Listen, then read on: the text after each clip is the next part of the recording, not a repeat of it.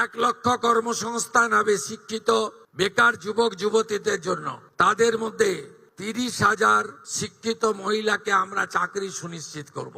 আমরা সরকারের যত স্কিম চালু আছে ছাত্রীদের জন্য, বোনেদের জন্য কন্যাশ্রী সহ সেগুলো চালু থাকবে।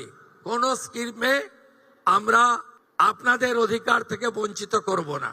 সাথে সাথে আমরা চাই আমার বোনটি কন্যাটি ডাক্তার হোক, ইঞ্জিনিয়ার হোক, নার্স হোক, লয়ার হোক, গ্রাজুয়েট অনার্স হোক, অধ্যাপক শিক্ষিকা হোক, ডক্টরেট করুক, পিএইচডি করুক।